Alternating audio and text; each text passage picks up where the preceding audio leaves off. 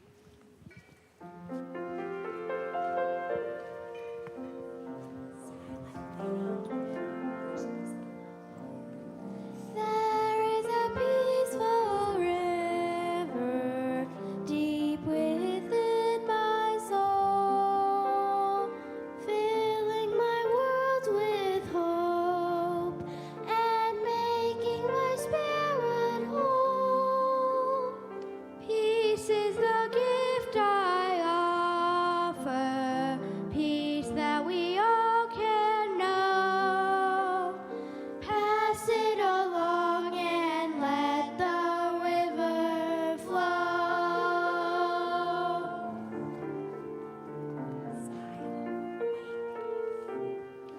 I've got peace like a river. I've got peace like a river. I've got peace like a river in my soul. I've got peace like a river. I've got peace like a river. I've got peace like a river in my soul.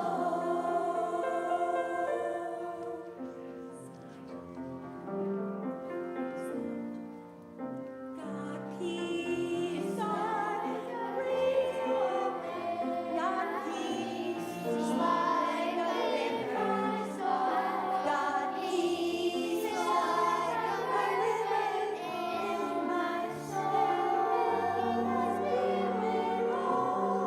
I've got peace like a river. I've got peace like a river. I've got peace like a river in my soul. Like a river in my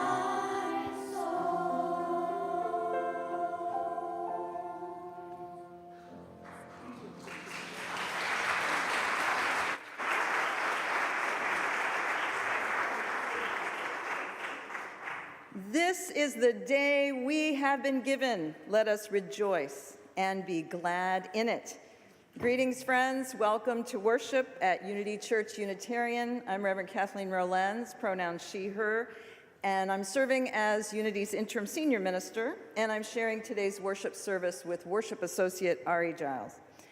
I want to welcome all of you who are visiting us today and those who are joining us online. Good morning and welcome.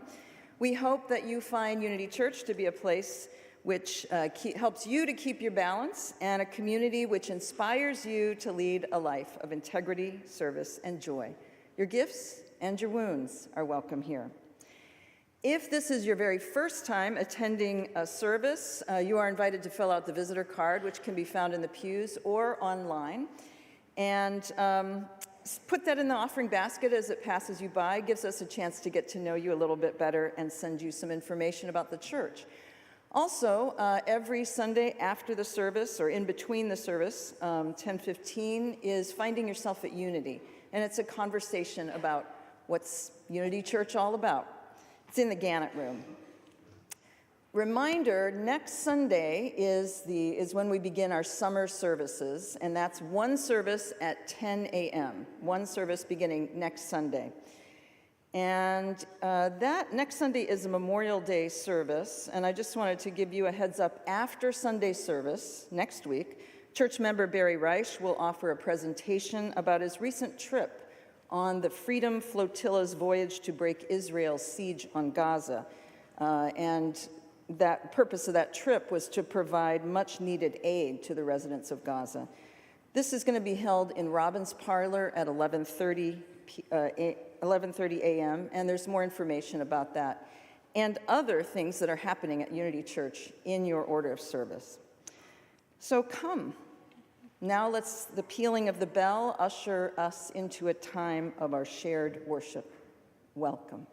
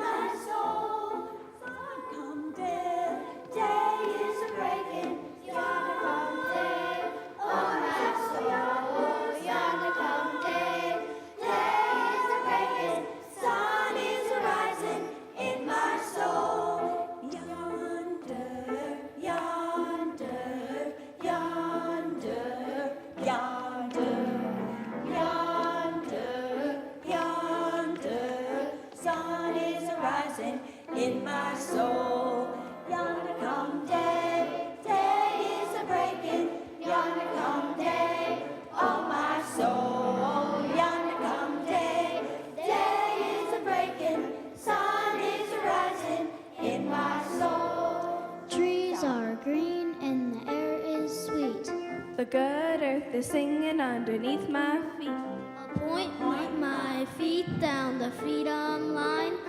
Walking that road, I'm feeling fine. Yeah! Yonder come day, day is breaking.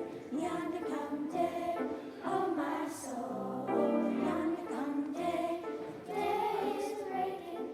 Sun is rising in my soul. Yonder come day, day is breaking. Yonder come day, oh my soul. Yonder come day, day is breaking. Sun is rising in my soul. In my soul.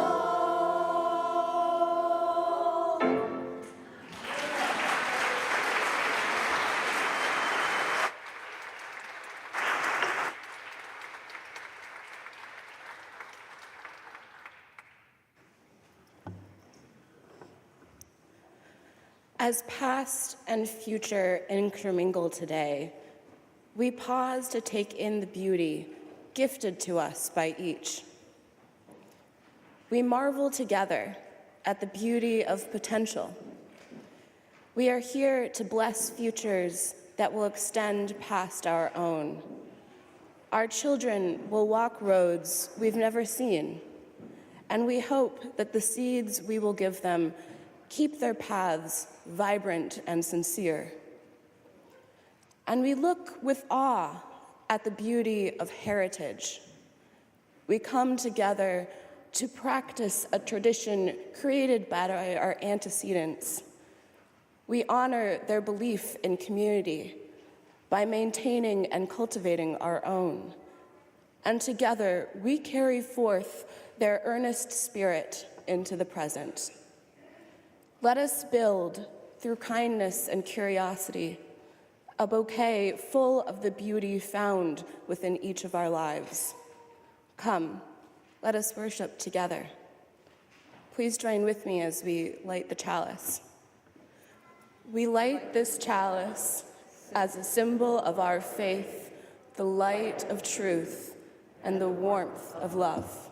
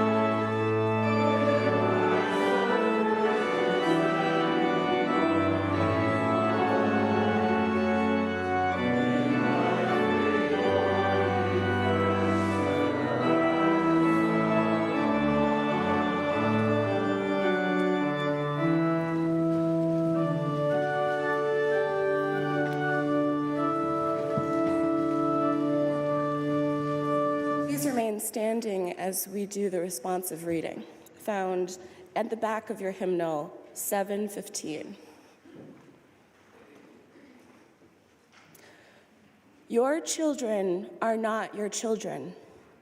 They are the sons and daughters of life's longing for itself.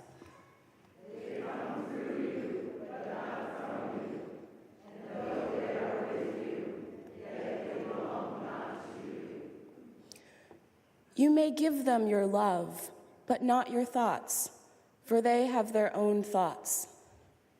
You may arouse their bodies, but not their souls, for their souls dwell in the house of tomorrow, which you cannot visit, not even in your dreams.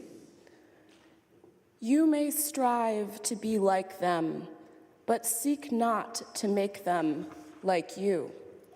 For life goes not backward, nor tarries with yesterday.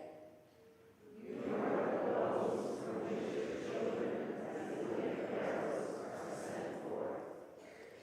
The archer sees the mark upon the path of the infinite, and bends you with might, that the arrows may go swift and far.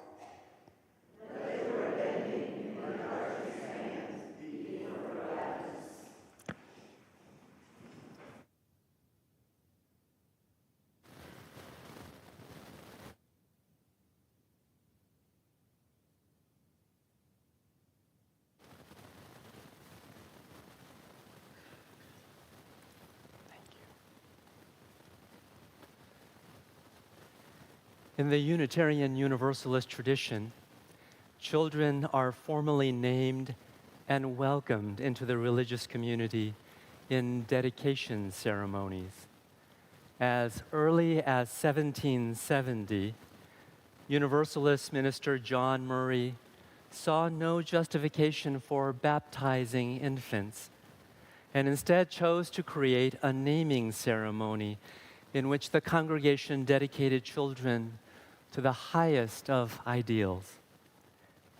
This morning, in dedicating our children, we recognize that children are not only an expression of a parent's or family's love, but they belong to a greater community wherein time itself is woven into intergenerational ties.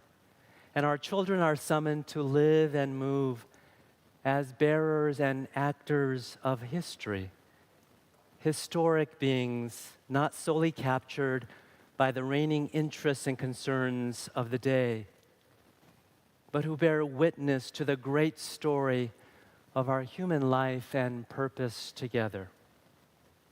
So this morning, we welcome and dedicate older children into the care and nurture of our community. The arch of flowers is only an extension of the human arch through which our children journey in faith. So, as is our tradition, I would invite those near the center aisle to stretch and to make a human arch. Those who are not near the center aisle, but this is your thing, you are welcome to do as well. But with those near the center aisle, make a human arch through which our children will enter into the life of this beloved community.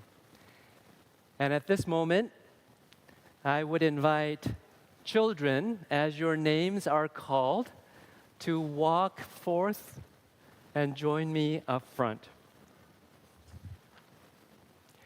Morgan Dalton Lake.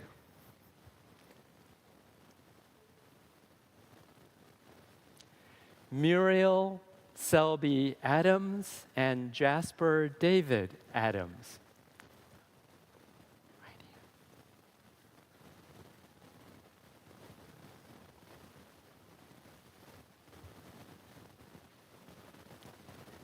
Ruth De Villas.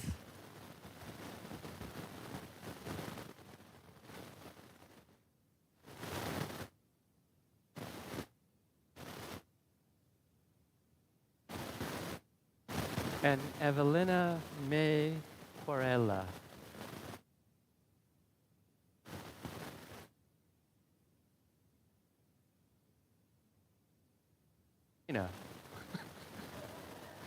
who will help us with the liturgy.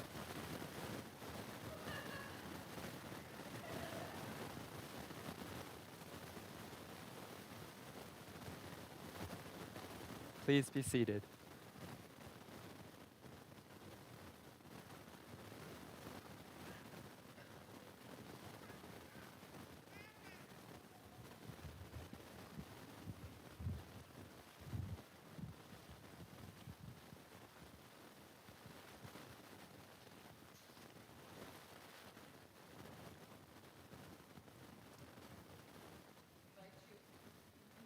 Into this responsive reading.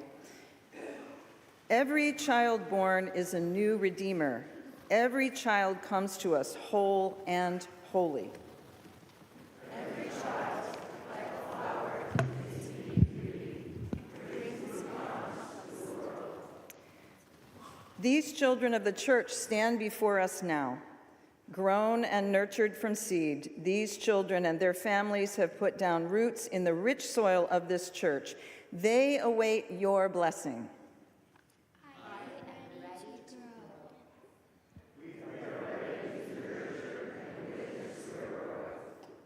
This church is my church.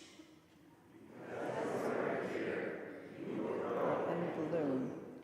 My church is your church. We are here. We will grow and bloom anew.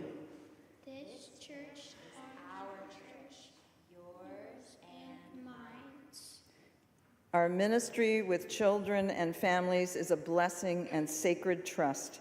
As we dedicate ourselves to them, they ask for our promise.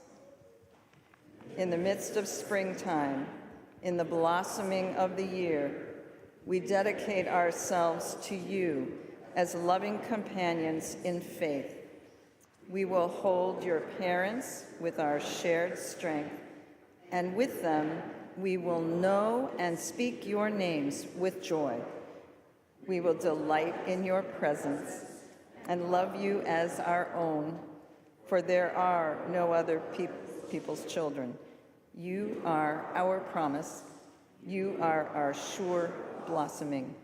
We are your church. Georgia Keefe says, "No one really sees a flower.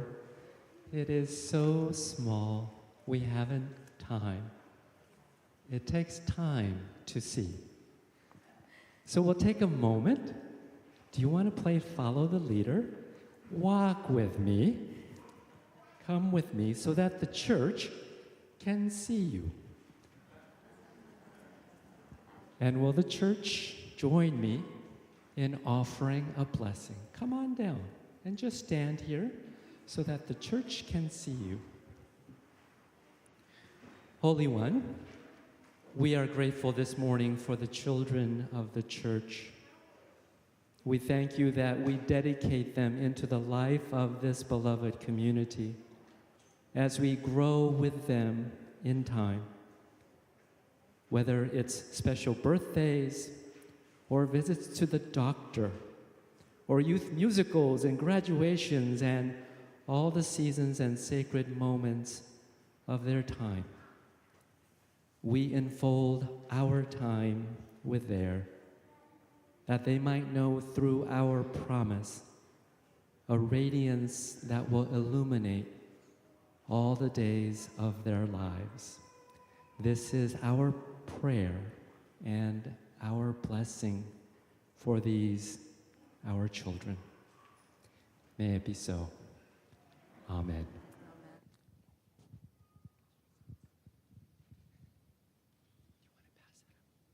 And we have little gifts. Katrina will come and offer you gifts.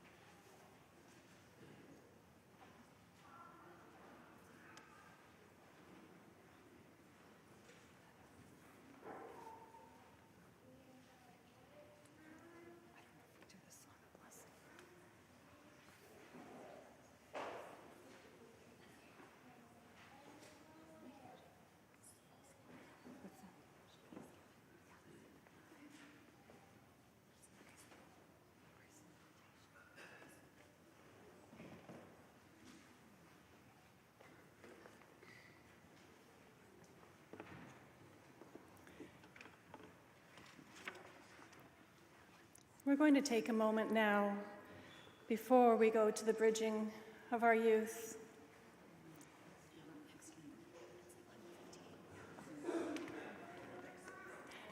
While I'm still learning how to read the order of service.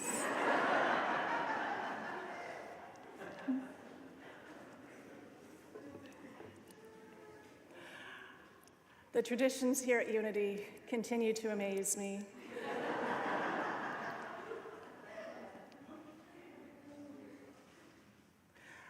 But each time that we do gather for worship, we set aside a moment to expand the caring ministry of this congregation.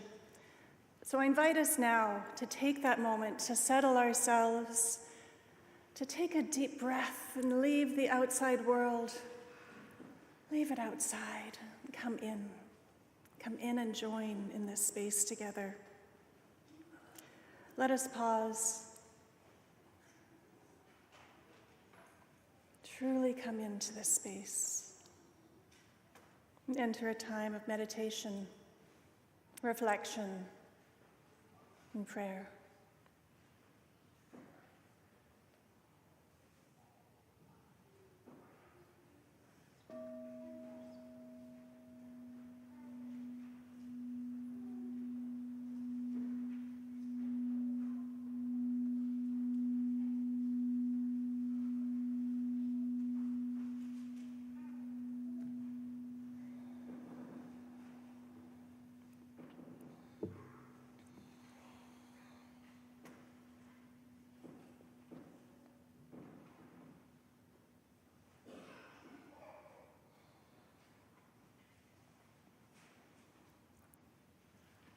The members of this beloved community, you provide nurturing care and presence to one another through your prayers, your greetings, your wishes, through your cards and your emails and your phone calls, through a smile, an embrace, a gentle hand on a shoulder.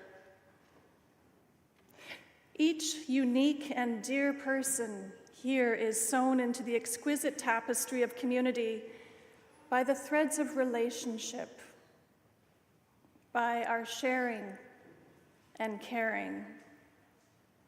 We hold and are held by each other.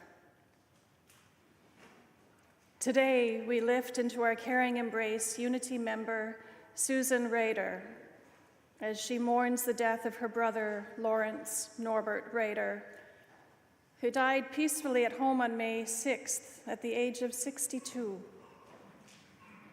According to Susan, he was the youngest, sweetest, and most stubborn of 4 children, known for his love of family, boat remodeling, and his wonderful hugs.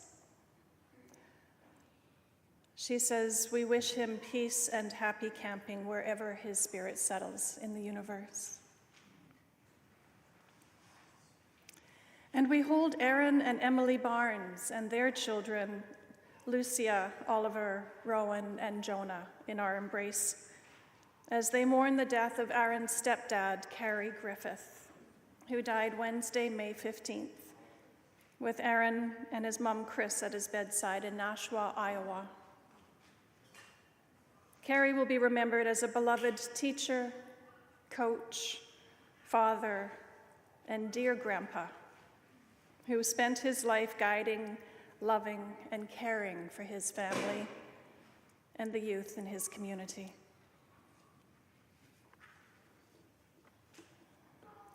We know that among us there are grieving and aching hearts. And among us, too, there are those celebrating new life, new love, new opportunities, wonderful achievements. Our hearts expand to hold all of these truths and so many more as we bear witness to one another. I invite you now to speak into this holy space or the silent sanctuary of your own heart, the names of those whom you wish to lift up into our collective embrace today.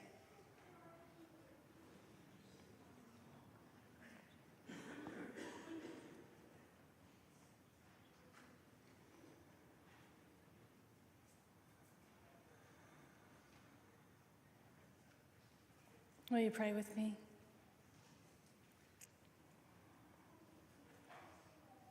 Holy One,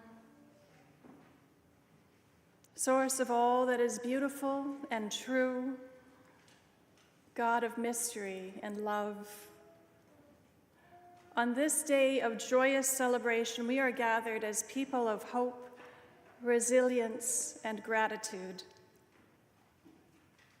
Even as we also live with the grief and uncertainty, the pain, the rage, and fear of climate change, of ongoing wars and political divisions, senseless violence. May we, as people of faith, hold to a deeper truth of a love that connects and holds us all. And as joy and woe are woven fine, let us take this day to lift our hearts in joyous song, setting aside our burdens for a moment and embracing the beauty and promises of young life before us. As we've heard from our children's voices singing, may there be a peaceful river deep within our souls, filling our world with hope and making our spirits whole. May peace be the gift that we offer, peace that we all can know. May we have peace like a river in our souls. May it be so. Amen.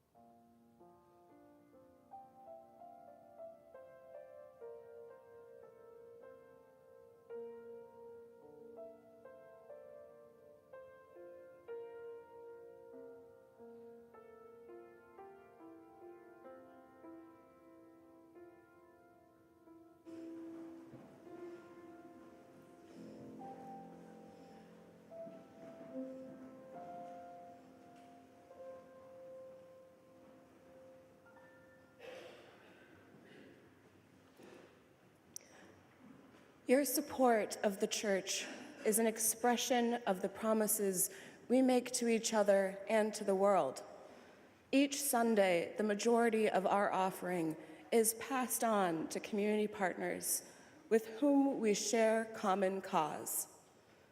The greater part of this week's offering will go to Twin Cities Habitat for Humanity, one of the partner organizations for our Housing Justice Community Outreach Ministry team. Besides our financial support, Habitat is seeking Unity folks willing to offer their help for one day of our annual Build Week, in which we partner with members of other congregations to work on actual construction sites. Please know that you do not need to bring any specific skills, just a willingness to be helpful within your capabilities. When you volunteer, you help take a home one step closer to bringing a family into home ownership for the first time. And you may also find yourselves touched spiritually by joining others in this very tangible process. Please check at the Habitat table in the parish hall for more information and reassurance. Will the ushers please come forward?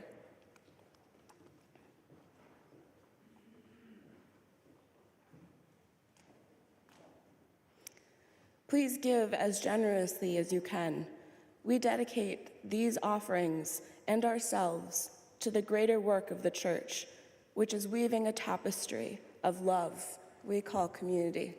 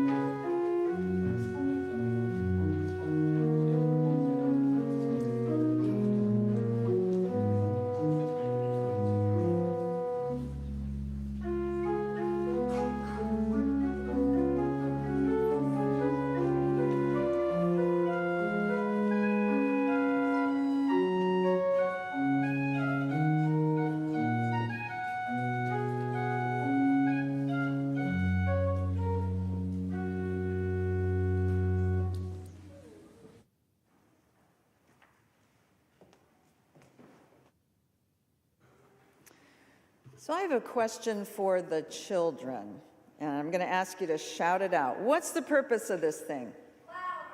Flowers! Flowers, right, exactly. Do you know why we have it, though? Because, what's that? I heard somebody shout out. You're right, it is to put flowers on, but I'm going to tell you a little bit about why we do this, because not every church does this. It's something that's unique to our faith as Unitarian Universalists. Now, some of you have heard this story before, but some of you may be brand new to the church. Some of you may have forgotten why we do this, except every year we got this arch. And actually, I've never been to a church, a UU church, that does it like this, which is really cool. But this started a long time ago, 101 years ago, in fact, in a Unitarian church in Prague, in the Czech Republic, which is a country in Europe. So the story goes like this. The minister of that church had a problem. His church was a bit like ours in that they had readings and they had music and songs, but they had let go of some of the traditions that were typical to a Christian church. And one of those was the communion service, the communion that served bread and wine, which represented the legacy and the life of Jesus. And that ritual was not speaking to that congregation. It just wasn't working for them. So as the story goes, this minister by the name of Norbert Čapek was out on the Czech countryside one June day, and he got an idea. He thought, what if we could do something like communion, but different? And all around him, he saw these gorgeous flowers blossoming, and he decided, could we bring some of that beauty into our church? So, what if he invited his church members to bring a flower to church the next Sunday from their garden, the field, the roadside? They could be as cultivated as roses or as common as a dandelion. It didn't matter what kind of flower, because as we know, each flower has its own unique beauty. The brilliance unfolding of a peony and the elegant drape of bleeding hearts, they're not in competition with each other, but they add to the color and fragrance of a garden. So, as he told his church members, bring a flower to church, and then the flowers were put in a large vase. They were consecrated or prayed over, and then everyone was invited to come up and take a different flower home. And the flowers represented a bigger truth, that every human being is precious and unique, and that together we make up this beautiful bouquet of diversity. So Čapek didn't call it flower communion because members of his church just didn't like that word communion. That's a name that was given to this ritual when it came to America, which was introduced by Čapek's wife, Maya. And instead he called it the flower celebration, and it became a church tradition. Čapek wrote this about this new ritual that he had created. We have made a new experiment symbolizing our liberty and fellowship in a service which was so powerful that I never experienced anything like it. The most dry and rationalistic members were moved to many an eye brightened through tears. And then he goes on to describe the service in this way. He says, and when they go home, each is to take a flower just as it is without making any distinction where it came from and whom it represents, to confess that we accept each other as siblings without regard to class, race, or any other distinction, acknowledging everybody as our friend who is human and wants to be good. After all these experiences, nobody dares to say anymore that we are so rationalistic as to have nothing for the heart. Gave you a little indication about the kind of congregation that Čapek was serving at the time. So today's service is good for the heart. Whether dedicating our older children or at the 11:15 acknowledging that our youth are moving to another stage of life, the flower celebration reminds us of how our hearts are moved by beauty. Now, some of us have the privilege of living with and raising children, others do not. But church is a unique place, a multi-generational opportunity to look into an infant's eyes one day and then to bid them farewell as they move out into the world, seemingly the next. It is really the embodiment of that line from Fiddler on the Roof. I don't remember growing older. When did they? Our service today reminds us that even though change is inevitable, there are many parts of life which are constant, that are always accessible to us, always available to us, and that is beauty. Beauty is abundant everywhere we look, and in every season of our lives. We're in awe of spring. And seriously, spring in Minnesota is something awesome. It is really spectacular. But we can appreciate the beauty of an icy cold, clear night with moonlight glinting on the snow and the vibrant turning of leaves in the fall, the lazy heat of August and summer. All the seasons of our lives bring us time and time again to beauty. It's interesting to me that Emily Dickinson, who spent most of her life in one room, would look outside her window and write the words, "Beauty crowds me till I die." How can one of history's most reclusive poets feel so intensely connected to beauty? Well, I think it has something to do with the way a poet experiences beauty. And looking at life through the eyes of a poet or hearing life through the ears of a music lover means not taking beauty wherever and however it presents itself to us, not taking it for granted.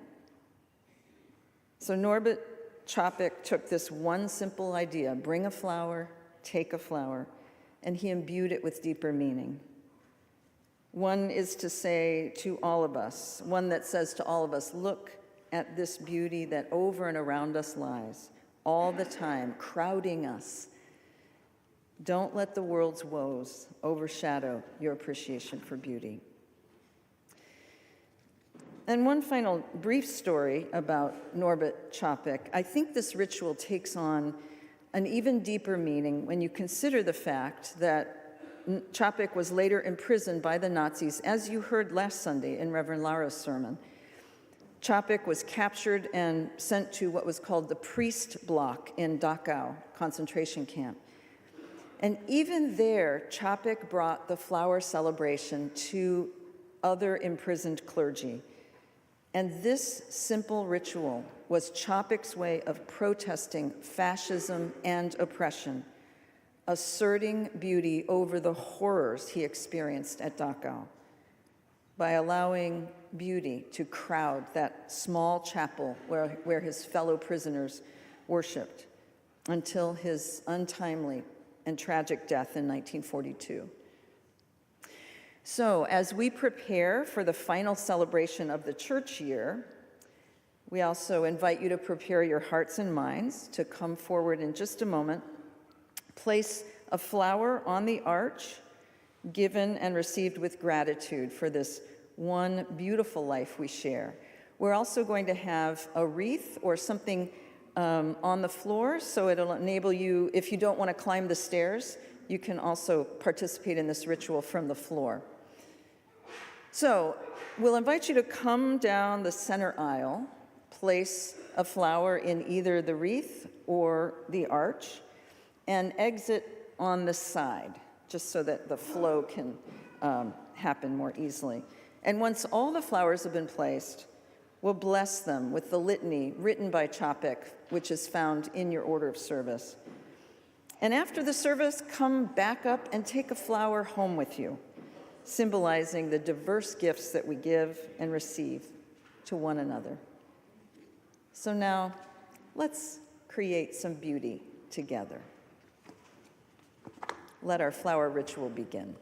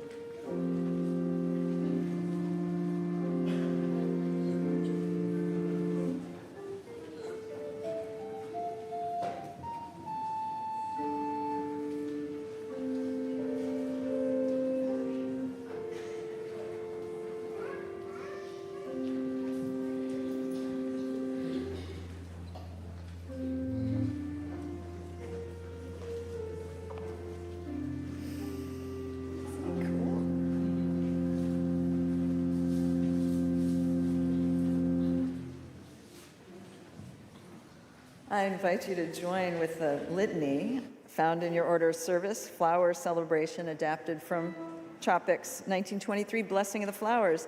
Why don't you rise for this, and then we'll remain standing for our closing hymn.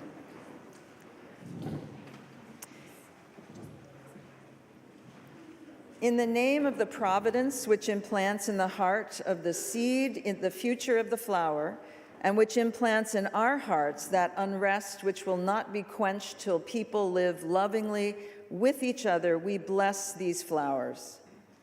In the name of Christ, with which we move take our being, and in the name of the deepest, which makes father and mother, sister and brother, siblings, father and Lord, where they are, we bless these flowers. In the name of the prophets and sages who sacrificed their lives to hasten the coming of the reign of mutual respect, we bless these flowers. Let us renew our resolutions sincerely to be siblings regardless of the barriers which estrange. May these flowers be for us the sign of the glory and variety to which we aspire, knowing the whole while that we are one family, the family of spirit and nature. In this holy resolve, may we be strengthened by the spirit of love, that we ourselves may bloom in splendor of a joyful life, and endeavor to be ever more perfect in our days. Amen.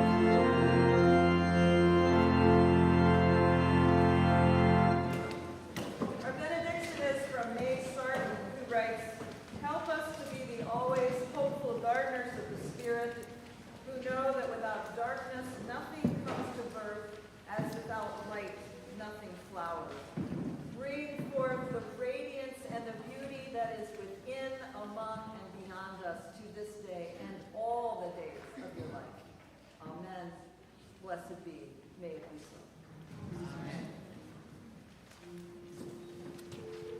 unto. As we extinguish the chalice,